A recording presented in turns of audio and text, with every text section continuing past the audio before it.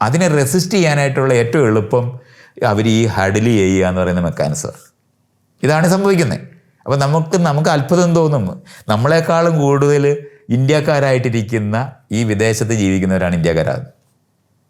മാറില്ല, അവർ ട്രാപ്ഡായി പോകുന്ന ഈ ഒരു പ്രശ്നത്തിൻ്റെ ഏരിയയാണ് ഞാൻ അതിനകത്ത് ടച്ച് ചെയ്തത്. അപ്പോൾ അത് വായിച്ച് തീർന്നു കഴിഞ്ഞപ്പോൾ തന്നെ ശരിക്കും പറഞ്ഞാൽ ഏഷ്യൻ കമ്മ്യൂണിറ്റിയാണ് അവർ മുഴുവൻ പേരും. ഞാൻ പറഞ്ഞില്ല, ഒരു മാനസികാരോഗ്യത്തിൻ്റെ മേഖല ഒരു ഹിറ്റ് ആയി പോകുന്നെന്ന് പറയുന്ന പോലെ വീണ്ടും അത് റിന്യൂ ചെയ്ത് അവിടെ അവർക്കെല്ലാവർക്കും ഞാൻ ഇഷ്ടക്കാരനായി മാറുകയും അവരുമായിട്ട് നല്ല സൗഹൃദത്തിനകത്ത് മാറുകയും ചെയ്തിരുന്നത്. ഒരാഴ്ചയോളം ഞങ്ങൾ അവിടെ അന്ന് ഇംഗ്ലണ്ടിൽ ജീവിച്ചിട്ട് തിരിച്ചു പോന്നു.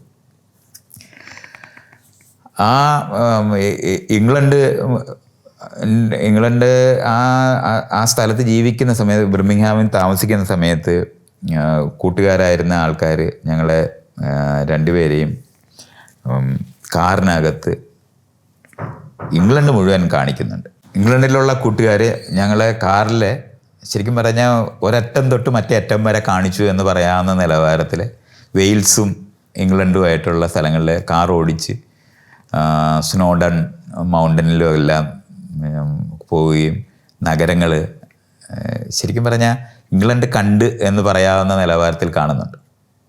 ഒരു നല്ല അനുഭവമായിരുന്നു. ആ സമയത്ത് ഈ ആദ്യമായിട്ടാണ് ഞാൻ ഇത്രയും ഡീപ്പായ ഒരു ഓട്ടം സീസൺ കഴിഞ്ഞത്. ഇവിടെ കശ്മീരിൽ പോയി താമസിച്ചിരുന്ന സമയത്ത് വിൻ്റർ എൻ്റെ എൻഡായിരുന്നു. അതുകൊണ്ട് ഓട്ടം കണ്ടിട്ടേ ഇല്ലായിരുന്നു. ഓട്ടം എൻ്റെ തലയിലേ ഉള്ളൂ. സ്പ്രിങ്ങും ഒക്കെ കണ്ട്, മഞ്ഞ് വീഴുന്നത് കണ്ട്, അതൊക്കെ കശ്മീരിൽ തന്നെ അനുഭവിച്ചായിരുന്നു. പക്ഷെ ഓട്ടം കണ്ടിട്ടില്ലായിരുന്നു. അതൊരു ഭയങ്കര അനുഭവമായിരുന്നു.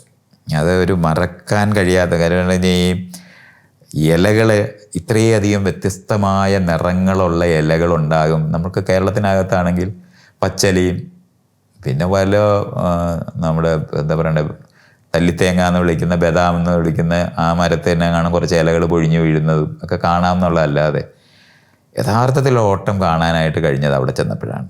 മുഴുവൻ നിറങ്ങളുമായിട്ട് ഇലകൾ മാറി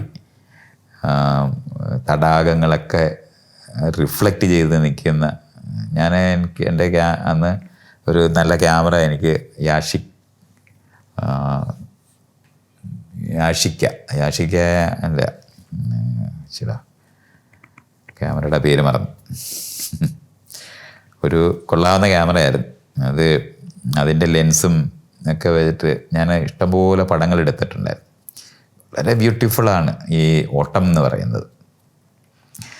അത് പറഞ്ഞാൽ ഈ ഇലകൾ വീഴുന്നത് മാത്രമല്ല, അത് ആ വെള്ളത്തിനകത്ത് റിഫ്ലക്റ്റ് ചെയ്യുന്നതാണ്. ഇത് തിരിച്ചറിയാൻ നമുക്ക് കഴിയാത്ത നിലവാരത്തിൽ അത്രയത്തെ ക്ലാരിറ്റിയുള്ള വെള്ളം.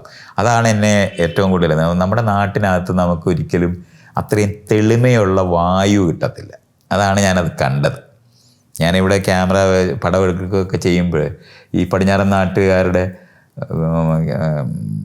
ഫോട്ടോഗ്രാഫിനകത്ത് കാണുന്ന വ്യക്തത ഒരിക്കലും നമുക്കിവിടെ കിട്ടത്തില്ല. അത് പിന്നീടാണ് ഞാനത് മനസ്സിലാക്കിയത്. ഈ വായുവിനകത്ത് ഇഷ്ടംപോലെ പൊടിയുള്ള ഒരു നാട്ടിലാണ് നമ്മളെല്ലാം ജീവിക്കുന്നത്. നമ്മൾ ഈ ട്രോപ്പിക്കൽ ക്ലൈമറ്റിൽ ജീവിക്കുന്നതുകൊണ്ടാണ്. പക്ഷേ ആ ഇംഗ്ലണ്ട് പോലുള്ള ടെമ്പറേറ്റ് ക്ലൈമറ്റിലോട്ട് നമ്മൾ പോകുന്ന സമയത്ത് ഈ വായു മാറും.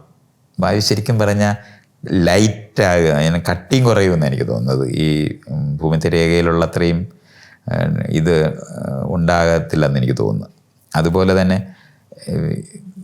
പൊടി സ്നോയൊക്കെ വീണും ഒക്കെ നിൽക്കുന്നത്. പിന്നെ ഇംഗ്ലണ്ട് എനിക്ക് തോന്നുന്നത് മുഴുവൻ സമയം നനഞ്ഞ് നിൽക്കുന്ന ഒരു നാടാണ്.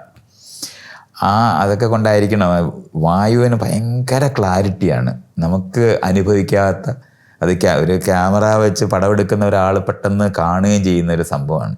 സ്റ്റാർക്കായിട്ടുള്ള എന്ന് പറഞ്ഞാൽ ഈ നീല നിറം, ആകാശത്തിൻ്റെ നീല നിറം അത്ര ഗംഭീരമായിട്ട് മാറും. അതുപോലെ വെള്ളത്തിനകത്തെ റിഫ്ലക്ഷൻസ്, അതും നമ്മുടെ നാട്ടിനകത്ത് അത്രയും. അതെനിക്ക് തോന്നുന്നു ഈ മലകളിലൊക്കെ, ഇപ്പോൾ വയനാട്ടിലൊക്കെ പോയി മലകളുടെ ഇടയിലൊക്കെ ഉള്ള തടാകങ്ങളൊക്കെ ഉണ്ടെങ്കിൽ ചിലപ്പോൾ അവിടെ കണ്ടെന്ന് വരാം. പക്ഷെ അല്ലാത്ത ഒരു സ്ഥലത്ത് നമുക്ക് കാണത്തില്ല. നമ്മുടെ ഈ പ്ലെയിനിൽ അത് കാണത്തില്ല. അതൊരു ഭയങ്കര വ്യത്യസ്തമായ അനുഭവമാണ്. അതേപോലെയാണ് മറ്റൊന്ന് മൊട്ടക്കുന്നുകൾ. നമുക്കിവിടെ ആകെപ്പാടെ വാഗമണ്ണി മാത്രമേ ഉള്ളൂ മൊട്ടക്കുന്ന്, കുറച്ച് പുല്ല് പിടിച്ച് നിൽക്കുന്ന 1-2 മലയാണ് നമുക്ക് കാണുന്നത്. ബാക്കി എല്ലാ മലയിലും മരവും ഒക്കെ ആയിട്ട് അവിടെ എവിടെയും ചെറിയ പാച്ചസ് മാത്രമേ അല്ലേ നമ്മൾ കാണുന്നത്. ഇത് അങ്ങനെയല്ല, നമുക്ക് കാണാൻ കഴിയാത്ത നിലവാരത്തിൽ ഈ മല നിറച്ച് പുല്ലുകളായിട്ട് കണ്ണെത്താത്ത ദൂരത്തിലാണ്. അത് വലിയ മലകളല്ല, ഉരുണ്ട മലകൾ, അതിങ്ങനെ ഒഴുകി ഒഴുകി നിൽക്കുന്ന പോലെ നിൽക്കും. അതേപോലെ നിറച്ച ആടാണ്, ആടും പശു, ഈ പുൽമേട് മുഴുവനും. അതൊക്കെ വേറൊരു ലോകമായിട്ട് നമുക്ക് കാണാൻ പറ്റും, അത്ര ഭംഗിയാണ്. അത് എനിക്ക് തോന്നുന്നത് ഈ ലണ്ടൻ നഗരത്തിനും അല്ലെങ്കിൽ അതുപോലുള്ള നഗരങ്ങളിലല്ലാത്ത ഗ്രാമപ്രദേശങ്ങളിൽ യാത്ര ചെയ്ത് അനുഭവിക്കേണ്ടതാണ്. ഇംഗ്ലണ്ടിലൊക്കെ പോകുന്നവർ അല്ലെങ്കിൽ യൂറോപ്പിലൊക്കെ പോകുന്നവർ അത് ചെയ്യേണ്ടതാണ്. വളരെ ഡിഫറെൻ്റാണ് നമ്മളത് കാണുന്നത്. ഓട്ടം പിന്നെ പിൽക്കാലത്ത് ഞാൻ ഈ ഹിമാചലിൽ താമസിക്കുന്ന സമയത്ത് ഒരു വർഷാവസാനം ഞാൻ ആദ്യം തൊട്ട് അവസാനം വരെ ഞാൻ 5 വർഷം ജീവിച്ചിരുന്ന കാരണം കൊണ്ട് അത് മുഴുവൻ ഞാൻ സീസൺ മുഴുവൻ മലയാളികൾക്ക് ഏറ്റവും കൂടുതൽ മിസ് ചെയ്യുന്നതാണ് ഈ സീസൺ എന്ന് പറയുന്നത്. നമുക്കില്ലത്. നമുക്ക് ശരിക്കും പറഞ്ഞാൽ മഴയും വെയിലും മാത്രമേ ഉള്ളൂ, പച്ച മരങ്ങൾ മാത്രമാണ്. പച്ച ഗംഭീരമാണ്, പക്ഷെ പച്ച മാത്രമേ ഉള്ളൂ. അതുപോലെ തന്നെ സ്നോ ഇല്ല, ഡെസർട്ട് ഇല്ല. ഇത് രണ്ട്. അപ്പോൾ ഇത് മോശമായിട്ടുള്ളതല്ല, വ്യത്യസ്ത അനുഭവം ഇല്ല എന്നുള്ളതായി പറയുന്നത്. ഒരേപോലത്തെ ക്ലൈമറ്റ്, ഒരേപോലെ നമുക്ക് പരമാവധി വേരിയേഷൻ എന്ന് പറയുന്നത് 2-3 ഡിഗ്രിക്കൊക്കെയാണ്. അതുപോലെ തന്നെ ഈ മറ്റൊന്നുള്ളതും കൂടെ നമ്മൾ അനുഭവിക്കുന്ന സാധനം എന്ന് പറയുന്നത് ദിവസങ്ങളാണ്. നമുക്കൊരു 6 മണിക്ക് സൂര്യൻ അസ്തമിക്കുക, അല്ലെങ്കിൽ 6:30, അല്ലെങ്കിൽ അങ്ങോട്ട് പോയാൽ 6:45. ഇതിനപ്പുറത്തോട്ട് വേരിയേഷൻ ഇല്ല.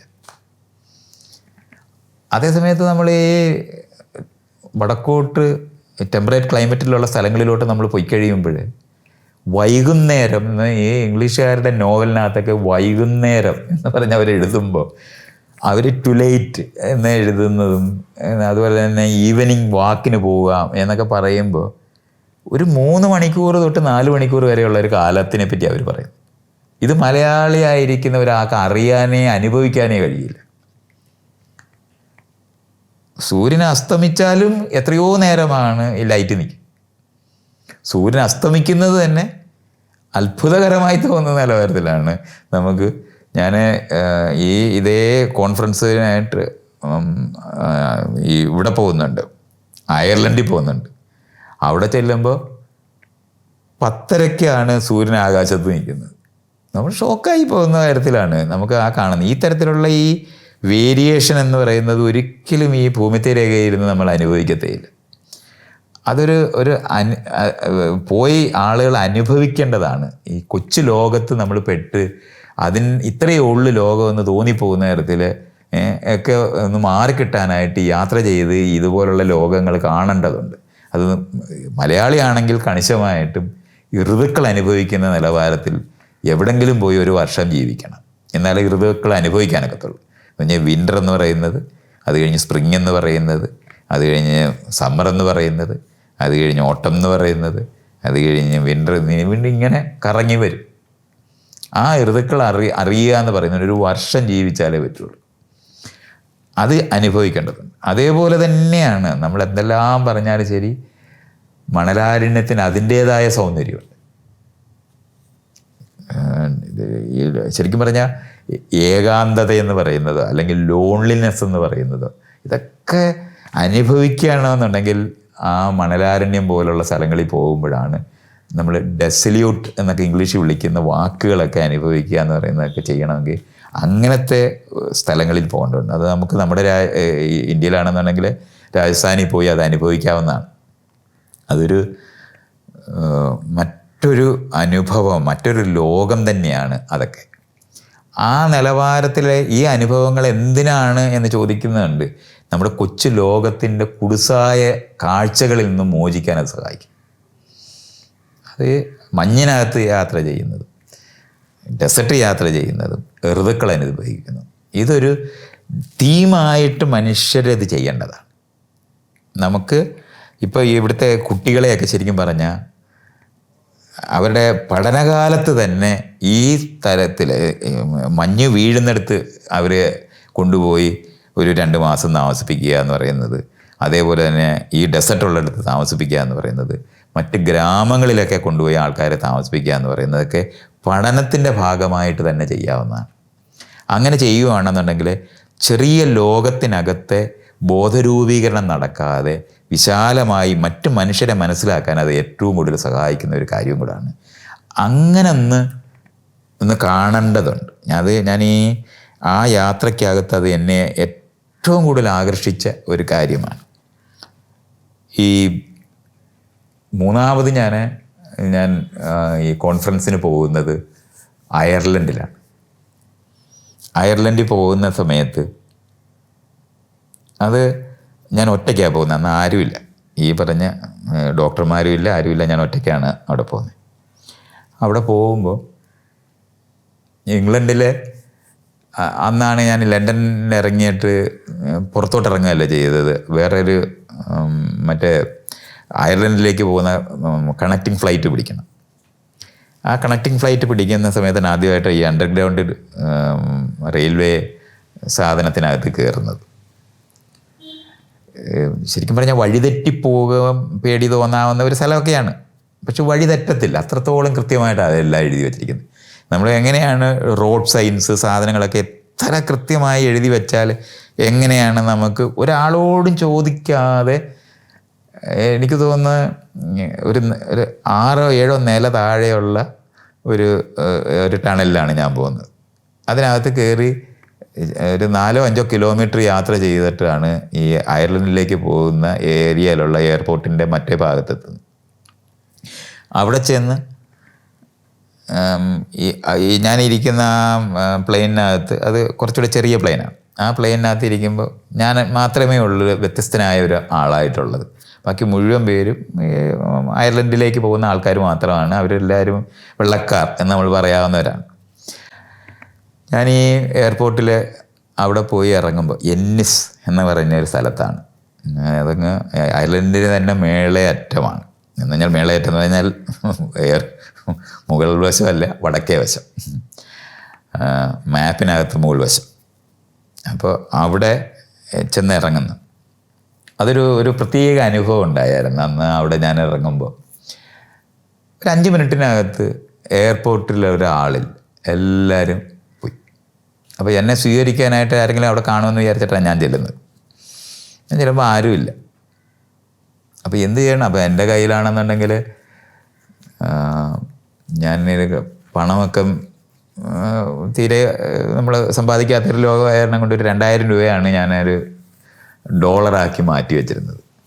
അത് ഇംഗ്ലണ്ടിൽ ചെന്നപ്പോൾ അത് പൗണ്ടാക്കിയപ്പോൾ തീരെ ഇല്ല. 2-3 നോട്ട് മാത്രമേ ഉള്ളൂ. അത്രയായിട്ട് അതങ്ങ് ചുരുങ്ങി. അയർലൻഡിൽ ഇറങ്ങിയപ്പോൾ ഐറിഷ് പണമായിട്ട് മാറ്റണം. അപ്പോൾ ഞാൻ അവിടെ ഒരു വലിയ മെഷീൻ ഇങ്ങനെ ഇരിപ്പുണ്ട്, നോട്ട് എക്സ്ചേഞ്ച് ചെയ്യാനായിട്ട്. നമ്മൾ വെറുതെ ഈ പൗണ്ട് അതിനകത്തോട്ട് അങ്ങോട്ട് വെച്ചാൽ മതി. അതകത്തേക്ക് കയറിപ്പോയാൽ തിരിച്ച് അയർലൻഡ് നോട്ടുകളായിട്ട് വരികയും കുറേ ചില്ലറയും കൂടെ വന്ന് വീണു. എല്ലാം കൂടെ ഒരു 20 പൗണ്ടായിട്ട് അങ്ങ് മാറി. ഞാൻ എൻ്റെ കയ്യിലുണ്ടായിരുന്ന കാശ്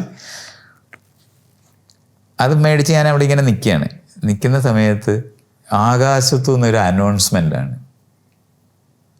മൈത്രേയ. അത് മൈത്രേയ എന്ന് ഞാൻ കേട്ടാൻ 3-4 തവണ കഴിഞ്ഞിട്ടാണെന്ന് തോന്നുന്നു. അതുകൊണ്ട് എനിക്ക് അതൊരു ഇംഗ്ലീഷുകാർ പറയുന്ന ഒരു പേരാണ്. അത് മൈത്രേയ എന്ന് കേട്ട് വരാൻ തന്നെ കുറേ സമയമെടുത്തു. അതും കേട്ട് അപ്പോൾ അവരിനകത്ത് പറയുന്നുണ്ട്, cat taxi go to this address എന്നൊക്കെ പറഞ്ഞിട്ടൊരു അഡ്രസ്സ്, അത് ഇന്ന ബൂത്തിനകത്ത് അഡ്രസ്സ് കൊടുത്തിട്ടുണ്ട്, അവിടെ ചെന്ന് മേടിച്ചാൽ മതി എന്ന് പറഞ്ഞ് ആണ് അനൗൺസ്മെൻറ്റ്. പക്ഷേ അത് ഭയങ്കര ഷോക്കിംഗ് ആയിട്ട് ഞാനിങ്ങനെ അനുഭവിച്ചത്. എന്നിട്ട് ആകാശത്തു നിന്ന് വരുന്ന ശബ്ദം പോലെയാണ് ഈ എയർപോർട്ടിലെ അനൗൺസ്മെൻറ്റ് വരുന്നത്. അപ്പോൾ എനിക്ക് മനസ്സിലായി ആരും വന്നിട്ടില്ല, അവരെ കാണാൻ ഞാൻ തന്നെ അങ്ങോട്ട് പോകണം.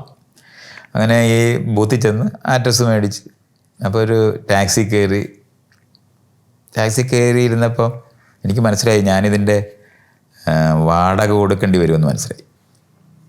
അപ്പോൾ ഞാൻ അയാളുടെ അടുത്ത് പതുക്കെ ഒന്ന് ചോദിച്ചു, എത്ര പൗണ്ടാകും അവിടെ എത്താൻ? അപ്പോൾ അയാൾ പറഞ്ഞ് 16 പൗണ്ടാകുമെന്ന്. അയ്യോ, അപ്പം ഞാൻ ശ്വാസം വീണ്. 4 പൗണ്ട് ബാക്കി കാണും, അത്രയും കാശേ ഉള്ളൂ. അപ്പോൾ നമ്മളാണെങ്കിൽ ഇവിടെ 2000 രൂപ ഉണ്ടെന്നുണ്ടെങ്കിൽ കേരളത്തിൽ നിന്ന് നമുക്ക് ഡൽഹിയിൽ പോവാം. ട്രെയിനകത്ത് കയറി പോയാൽ ബാക്കി അധികവും ഭക്ഷണം കഴിക്കാൻ പറ്റും. ഇത് ആകെ ഒരു എനിക്ക് തോന്നുന്ന ഒരു 15-20 കിലോമീറ്റർ ദൂരമേ ഉള്ളൂ ഈ പറയുന്ന സ്ഥലത്തേക്ക്. എൻ്റെ ഇത്രയും വലിയ കാശ് അങ്ങ് ഇല്ലാതായിപ്പോയി. അപ്പോൾ ഞാൻ അതിനകത്ത് ഇങ്ങനെ കയറിയിരുന്ന് ഏറ്റവും വലിയ ഒരു അനുഭവം ഉണ്ടായിപ്പോയത്, ഞാനിങ്ങനെ കാറിനകത്തിരുന്നിട്ട് ഒരു 10 കിലോമീറ്റർ പോയിട്ട് ഒരു മനുഷ്യനെ റോഡിൽ കണ്ടില്ല. ആദ്യത്തെ ഞാൻ ഇംഗ്ലണ്ടിൽ പോകുമ്പോൾ നമ്മൾ പിന്നെയും ഒരു 10-20 പേരൊക്കെ റോഡിലൊക്കെ നടക്കുന്ന കാണുമായിരുന്നു.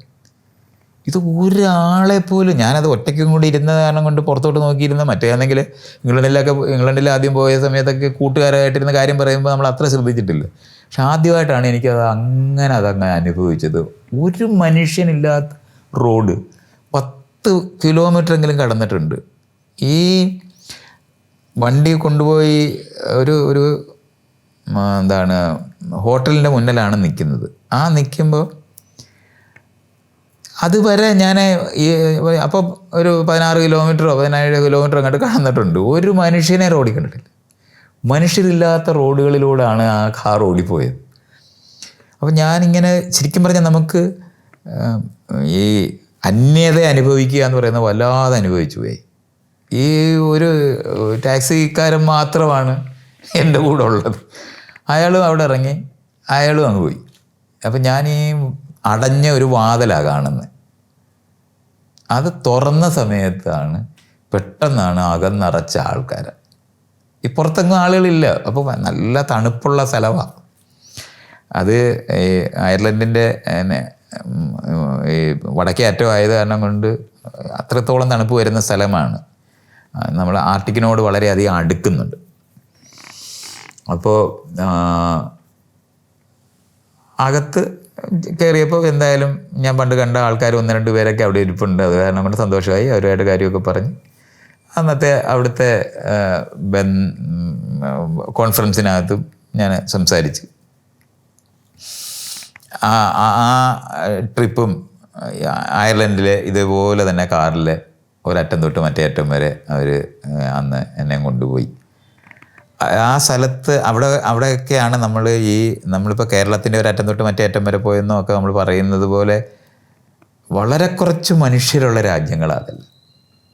നമ്മൾ മനുഷ്യരെ കാണണമെന്നുണ്ടെങ്കിൽ നമ്മുടെ പോലുള്ള രാജ്യത്ത് ഈ ട്രോപ്പിക്കൽ ക്ലൈമറ്റിൽ വരണം. അപ്പോഴാണ്. മറ്റേത് നഗരത്തിനകത്ത് മുറികളിനകത്ത് മാത്രമാണ്, മുറികൾക്കകത്ത് എന്ന് പറയുന്നത് കൃത്യമായിട്ട് നമ്മൾ അറിയേണ്ടതാണ്. അല്ലാതെ ആളുകൾ ഇപ്പോൾ നമ്മളൊരു 50 കാറ് പോകുന്ന കാണുമ്പോഴും മനുഷ്യരെ കാണുന്നില്ല. റോഡ് ക്രോസ് ചെയ്യുന്ന മനുഷ്യരെ കാണുക എന്ന് പറയുന്നത് നഗരത്തിൽ മാത്രമുള്ളൊരു സംഭവം. മറ്റു സ്ഥലങ്ങളിലോട്ടൊക്കെ നമ്മൾ ഈ ഗ്രാമപ്രദേശത്തോട്ട് പോയി കഴിഞ്ഞാൽ മനുഷ്യരുടെ അഭാവം വല്ലാതെ നമ്മളെ ബാധിക്കും. പ്രത്യേകിച്ച് ഇത്രയധികം മനുഷ്യരുള്ള ഒരു രാജ്യത്തൊക്കെ ജീവിച്ച് ചെന്ന് കഴിഞ്ഞാൽ ആദ്യമായിട്ട് നമുക്കുണ്ടാകുന്നതാണ് ആ അന്യത എന്ന് പറയുന്നത്. അത് വല്ലാതെ അനുഭവിച്ചു പോയായിരുന്നു. അതേ സമയത്ത് ആൾക്കൂട്ടം അനുഭവിക്കുന്ന ഒരു സ്ഥലമുണ്ട്. അത് അവിടുത്തെ ബാറുകളാണ്. തുറന്നു കഴിഞ്ഞാൽ ഭയങ്കര മനുഷ്യർ യഥാർത്ഥത്തിൽ ജീവിക്കുന്നത് അവിടുത്തെ ബാറുകളിലാണ്. അത് നമുക്കാണെങ്കിൽ ഇവിടുത്തെ കൾഷാപ്പ് എന്ന് പറയുന്നതൊക്കെ അങ്ങ് മോശപ്പെട്ട സ്ഥലമല്ലേ. അവിടെ നേരെ തിരിച്ചാണ്. മനുഷ്യരുടെ ഏറ്റവും വലിയ ജീവിതം നടക്കുന്നത് അവിടുത്തെ ബാറുകളിലാണ്. അവിടെയാണ് അവരുടെ ലൈഫ് എന്ന് പറയുന്നത്. ഏറ്റവും വലിയ തമാശയായിട്ട് ഞാൻ അനുഭവിച്ചത് ഈ അയർലൻഡിൽ വെച്ചിട്ട് നടത്തുന്ന ഈ മെൻ്റൽ ഹെൽത്ത് കോൺഫറൻസ്, അതിൻ്റെ ഉദ്ഘാടനം നടന്നത് അവിടുത്തെ ഒരു ബാറിലാണ്. നമുക്ക് ഇമാജിനേഷന് പുറത്താണ്. നമ്മുടെ നാട്ടിലാണെന്നുണ്ടെങ്കിൽ മാനസിക ആരോഗ്യത്തിനെ പറ്റി ചർച്ച ചെയ്യാൻ, അതിനെപ്പറ്റി നടത്താൻ പോകുന്ന വലിയ വലിയ വലിയ സിദ്ധാന്തങ്ങൾ ചർച്ച ചെയ്യാൻ പോകുന്നത് ഒരു ബാറിലാണ് അതിൻ്റെ ഉദ്ഘാടനം നടത്തിയത്. അവിടെ ആരെങ്കിലും ഈ മദ്യം കഴിക്കാതിരിക്കുന്നതിനെ പറ്റി, അല്ലെങ്കിൽ മദ്യപാനത്തിനെ ഒരു രോഗമായി അല്ലെങ്കിൽ സാമൂഹികമായ ഭയങ്കര അപകടമാണെന്ന് ചർച്ച ചെയ്യുന്ന ഒരു സാധനമില്ല. കുഞ്ഞുങ്ങളും എല്ലാമായിട്ടാണ് ഈ അമ്മയച്ഛന്മാർ മുഴുവൻ വന്നിരിക്കുന്നത്. അവിടെ ഫ്രൂട്ട് ജ്യൂസ് കുടിക്കുന്നുണ്ട്, ഹോട്ട് ഡ്രിങ്ക് കഴിക്കുന്നവരുണ്ട്, സോഫ്റ്റ് ഡ്രിങ്ക് കഴിക്കുന്നവരുണ്ട്. ഇതിങ്ങനെ അവരെല്ലാവരും അവിടെ പാട്ടും പാടി. എന്ന് പറഞ്ഞാൽ ഏറ്റവും നല്ല ഒരു പ്ലേസ് എന്ന് നമ്മൾ പറയുന്നത് അവിടുത്തെ ബാറുകളാണ്. നമ്മളാണെന്നുണ്ടെങ്കിൽ ഇവിടെ ഏറ്റവും നെഗ്ലക്റ്റ് ചെയ്ത ഒരു ലോകത്താണ്. ഇത്രയധികം സ്റ്റിഗ്മറ്റൈസ് ചെയ്ത, പതിത്തം കൽപ്പിച്ച ഇടങ്ങളാണ് ഇവിടുത്തെ മദ്യ ഷാപ്പുകൾ മുഴുവൻ. ഈ ആളുകൾ മുഴുവൻ ഇത്രയും മോശമാകുന്നത് തന്നെ അതിൻ്റെ സംസ്കാരം ഇത്രയും അധപ്പതിച്ച് നിൽക്കുന്നതാണ്. സ്ത്രീയും പുരുഷന്മാരും കുഞ്ഞുങ്ങളും എല്ലാം കൂടെ ഒന്നിച്ചു പോയിരുന്ന് സംസ്കാരപരമായി ചെയ്യാവുന്ന ഒരു പ്രവൃത്തിയാണ് മദ്യപാനം എന്ന് അവിടെ വെച്ചാണ് എനിക്ക് മനസ്സിലായത്. അതുവരെ നമ്മുടെ നാട്ടിനകത്ത് മദ്യം ഉണ്ടാക്കരുത്, കൊടുക്കരുത്, കുടിക്കരുത് എന്ന് പറഞ്ഞ നാരായണ ഗുരു പറഞ്ഞ് മദ്യം വിഷമാണ് എന്ന് പഠിപ്പിച്ച യുക്തി മാത്രമേ നമ്മുടെ ജീവിതത്തിനകത്ത് അനുഭവിച്ചിട്ടുള്ളൂ. അല്ലാതെ ഒരു സാംസ്കാരികമായിട്ട് മാറി അതിനൊരു അനുഭവം ഉണ്ടാക്കാൻ പറ്റുമെന്ന്. മാത്രമല്ല, ഈ വെയിൽസിലൊക്കെ നമ്മൾ പോകുന്ന സമയത്ത് സ്കോച്ച് വിസ്കി എന്ന് നമ്മൾ പറയുന്നത് ഓരോ വീട്ടുകാരും അവരത് ഉണ്ടാക്കുന്നതിൻ്റെ സംസ്കാരത്തിനെ പറ്റി പറയുന്നുണ്ട്. അതിൻ്റെ പുറത്ത് എഴുതിയിരിക്കുന്ന വരികളും വായിച്ച മദ്യം ഒരുപോലെയാണ് എല്ലായിടവും ഉണ്ടാക്കുന്ന അറിയും. പക്ഷേ അവരുണ്ടാക്കുന്ന അതിൻ്റെ മേളിലുണ്ടാക്കിയ ഈ നമുക്ക് ഹൈപ്പെന്ന് പറയാവുന്ന സാധനങ്ങളാണ്. പക്ഷേ അത് വ്യത്യാസമാണ്. സാംസ്കാരികമായിട്ട് ഉന്നമനത്തോടെ ഈ വിഷയങ്ങളെ കാണാനും അനുഭവിക്കാനും ജീവിക്കാനും മനസ്സിലാക്കാനും പറ്റും എന്നുള്ളതിന് ഒരു സംശയവും വേണ്ട. നമ്മുടെ ഇതിനോട്, ഈ മദ്യത്തിനോടും ഇത്തരത്തിലുള്ള കാര്യത്തിനോടും നമ്മുടെ ഈ സമീപനം മാറ്റാതെ ഒരു തരത്തിലും നമുക്ക് ഇത് നിയന്ത്രിക്കാൻ കഴിയുന്ന നിലവാരത്തിലോ അല്ലെന്നുണ്ടെങ്കിൽ അതിൻ്റെ സാംസ്കാരിക ഉൽപ്പന്നം എന്നുള്ള നിലവാരത്തിലോ ഒരു ഗുണപരതയുണ്ടാക്കാനോ കഴിയില്ല. രണ്ടും നഷ്ടപ്പെട്ട ഒരു സമൂഹമാണ് നമ്മുടെ. അധമമായ മനുഷ്യരും അധമമായ രീതിയിൽ അത് കുടിക്കുകയും അധമമായി ജീവിക്കുന്നവരായും കുറ്റവാളികളായിട്ടും ഇരിക്കുന്ന ഈ നാടുണ്ടാക്കുന്നത് ഇതിനോട് ഒരു സമൂഹം എന്ന നിലയിൽ നമ്മൾ എടുക്കുന്ന നിലപാടുകളാണ്. അത് എത്ര വ്യത്യാസമാണ് ആ രാജ്യത്തൊക്കെ. എല്ലാ സ്ഥലങ്ങളിലും എല്ലാ വീടുകളിലും ചെന്ന ആളുകൾ ചോദിക്കും, do you want A drink? അപ്പോൾ യെസ് എന്ന് നമ്മൾ പറഞ്ഞു കഴിഞ്ഞാൽ is it soft or hot എന്ന് ചോദിക്കും.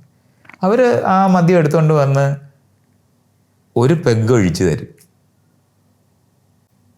നമ്മളത് കുടിച്ച് ഇരിക്കുമ്പോൾ അവർ ഇത് തിരിച്ചുകൊണ്ട് പോകുന്നതിന് മുമ്പേ do you want one more എന്ന് ചോദിക്കും. പരമാവധി 2 പെഗ്ഗാണ് ഈ മനുഷ്യർ കഴിക്കുന്നത്. ബാക്കിയുള്ളവർ മുഴുവൻ ഇത് കുപ്പി അടച്ചു വെക്കുക എന്ന് പറയുന്നത് ചെയ്യുന്നത്. ഈ മേഖല മുഴുവനും ക്രിമിനലൈസ് ചെയ്ത് ദുരിതം പിടിച്ച ഒരു സമൂഹത്തിലാണ് നമ്മളിവിടെ ജീവിക്കുന്നത്. മദ്യം കഴിക്കുന്നവർ മുഴുവനും അമിത മദ്യപാനികളെന്ന് പറയുന്നിടത്ത് ചെന്ന് പെട്ടുപോകുന്ന സ്ഥലത്താണ്. ഇതിനൊരു മാറ്റം വരാനായിട്ട് സാംസ്കാരികമായ മേഖലയിൽ ഇത് മനുഷ്യർ മാറുകയും അത് വീടുകളിൽ ഉപയോഗിക്കുന്നത് വഴി നിയന്ത്രിതമാകും. അല്ലാതെ നമ്മൾ ഇന്ന് ഈ കാണിക്കുന്ന നിരോധനത്തിൻ്റെതായ യുക്തികൾ കൊണ്ട് ഈ മദ്യത്തിനെ നേരിടാൻ ശ്രമിച്ചാൽ അത് കുറ്റകരമായും കുറ്റവാളികൾ ചെയ്യുന്ന ഒരു പ്രവൃത്തിയായി മാറ്റും എന്നുള്ളതല്ലാതെ ഒരിക്കലും അത് നിയന്ത്രിതമായിട്ട് സംസ്കാരപരമായി ചെയ്യാൻ കഴിയാത്തവരായിട്ട് പോകും. അതൊരു കഷ്ടം തന്നെയാണ് നമ്മുടെ രാജ്യം നേരിടുന്നത്. ഡോക്ടർ ലാലുമായിട്ടുള്ള ഒരു ജീവിതത്തിൻ്റെ ഒരു തുടർച്ചയ്ക്കകത്ത് ജയശ്രീ ഒരു ക്ലിനിക്ക് ആരംഭിക്കുന്നു. ലാലിനൊരു കൊച്ചു ക്ലിനിക്ക് MBBS പാസ്സായതിനു ശേഷം വീട്ടിലൊക്കെ ഇടുന്നുണ്ട്.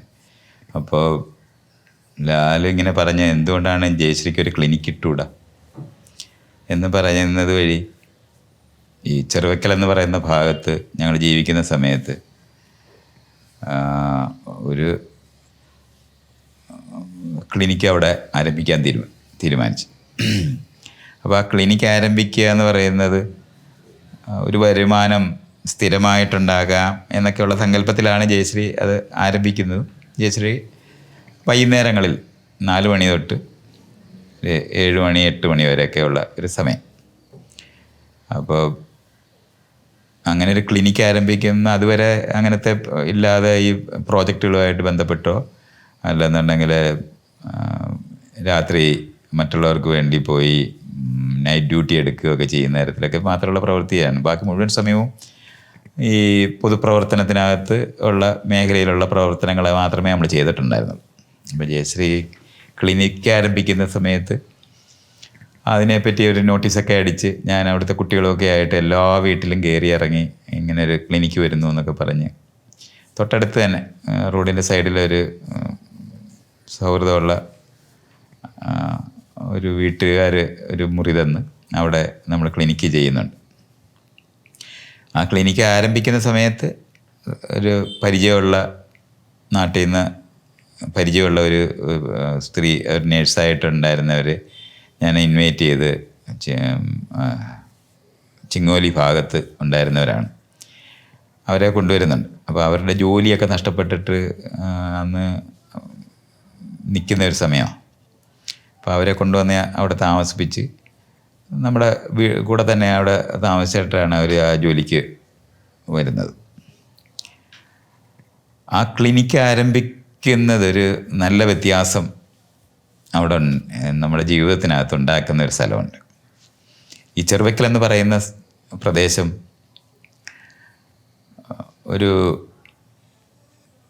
എന്താ പറയണ്ടേ, തിരുവനന്തപുരം നഗരത്തിനകത്തെ 2 ഗുണ്ടാ സംഘത്തിൻ്റെ ഏരിയ ആയിട്ടാണ് അറിയപ്പെട്ടത്.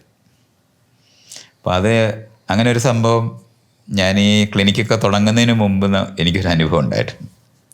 ഒരു ദിവസം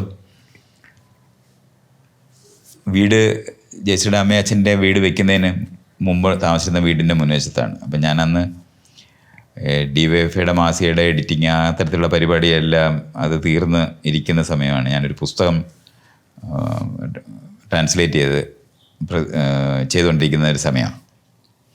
അപ്പോൾ ആ പുസ്തകത്തിൻ്റെ ട്രാൻസ്ലേഷൻ വർക്ക് നടന്നുകൊണ്ടിരിക്കുന്ന സമയത്ത് വീടിൻ്റെ ഈ ഗേറ്റിൻ്റെ പുറത്ത് ഒരു ശബ്ദം കേൾക്കാം. പക്ഷെ ശബ്ദം എന്ന് പറയുന്നത് മഫിൾഡ്, ഇംഗ്ലീഷിൽ ഇങ്ങനെ നമുക്ക് അടക്കി മിണ്ടുന്നത് പോലൊരു ശബ്ദമാണ്. എന്നാൽ നമുക്ക് അകത്തിരിക്കുമ്പോൾ ഇങ്ങനെ പുറത്ത് കുറേ ആളുകളുണ്ടെന്ന് തോന്നിക്കുന്ന ഒരു സംഭവമാണ്. കുറച്ച് ഉണ്ടെന്ന് നമുക്ക് തോന്നുന്നു. അവരൊരു ഒരു ശബ്ദം കേൾക്കുന്നുണ്ട്. അപ്പം ഞാനിങ്ങനെ ഗേറ്റിൻ്റെ പുറത്തായത് കാരണം കൊണ്ട് ഞാൻ പോയിട്ട് ഗേറ്റിൻ്റെ മുകളിൽ കൂടി ഇങ്ങനെ നോക്കിയപ്പോൾ കുറേ പേരിങ്ങനെ നിൽക്കുന്നുണ്ട്.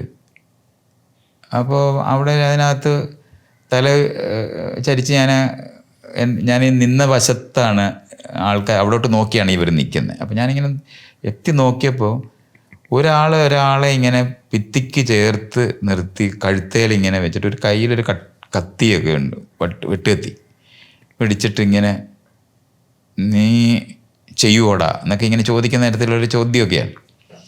അപ്പോൾ പെട്ടെന്ന് ഞാൻ വിചാരിച്ചത് എന്താണ് ഈ സംഭവം എന്ന് മനസ്സിലായില്ല. ഞാൻ പെട്ടെന്ന് ഗേറ്റ് തുറന്ന് ഞാൻ പുറത്തോട്ടിറങ്ങി. അപ്പോൾ സാധാരണ ഗതിയിൽ ആൾക്കാർ അങ്ങനത്തെ ആൾക്കാരൊരു സംഘം വഴക്കിടുന്ന പോലെ നിൽക്കുന്നവരാണ് കാണുന്നത്. പക്ഷേ അതിനകത്തങ്ങ് ഞാൻ ഒരു മൂച്ചോടെ ആളുകളോട് സംസാരിച്ച് ആളുകളെ കൊണ്ട് അനുസരിപ്പിച്ച് സാധനമൊക്കെ അടി ഒക്കെ അങ്ങനെ ഇല്ലാതാക്കുക എന്ന് പറയുന്നതൊക്കെ ചെയ്തിട്ടുണ്ട്. അതുകൊണ്ട് ഞാൻ അങ്ങോട്ടങ്ങ് ഇറങ്ങി വെട്ടുവെത്തി താഴെ ഇടറാ എന്നൊക്കെ പറഞ്ഞ് ഞാൻ അങ്ങോട്ടങ്ങ് ചെല്ലുകയാണ്. അപ്പം ഞാൻ നോക്കുമ്പോൾ ഒരു 10-20 പേരുണ്ട്. അപ്പോഴാണ് പുറത്തിറങ്ങി അവരോട്ടങ്ങ് നടന്ന് ചെല്ലുമ്പോഴാണ് ഞാനിങ്ങനെ കാണുന്നത്. അപ്പോൾ ഇവരെല്ലാവരും ഒന്നിച്ച് ശബ്ദം കേട്ടിട്ട് തിരിഞ്ഞു നോക്കും. അപ്പോൾ ഞാൻ ഈ കഴുത്തെ പിടിച്ച് നിൽക്കുന്നവനോട് പറഞ്ഞിട്ട് വെട്ടുകത്തി താഴെ ഇട്, എന്തായി കാണിക്കുന്നതെന്നൊക്കെ ചോദിച്ചിട്ട് ഞാനിങ്ങനെ അങ്ങോട്ടങ്ങ് ചെല്ലുക. പെട്ടെന്നാണ് ഞാൻ അവരെ മാത്രം നോക്കുന്നതിനിടയ്ക്ക് അറിയാതെ ഈ കണ്ണ് ഇപ്പുറത്തോട്ട് നോക്കി മറ്റുള്ളവരുടെ, അപ്പോഴാണ് വ്യക്തമായിട്ട് കാണുന്നത് എല്ലാവരുടെയും കയ്യിൽ ആയുധമുണ്ട്. വെട്ടുകത്തി, വടിവാള്, എന്താണ് ഈ ചങ്ങല, ഈ എന്താ സൈക്കിളിൻ്റെയൊക്കെ ചെയിനില്ലേ, ഇതൊക്കെ ആയിട്ട് കുറേ ആളുകളാണ്. എൻ്റെ തലയിൽ അപ്പോഴാണ് ഞാൻ സാധാരണഗതി നമ്മൾ ഈ ഒരു വഴക്കെന്ന് പറഞ്ഞാൽ 2 പേര് തമ്മിൽ വഴക്കിടുക അല്ലെങ്കിൽ 2-3 പേര് തമ്മിൽ വഴക്കിടുമ്പോൾ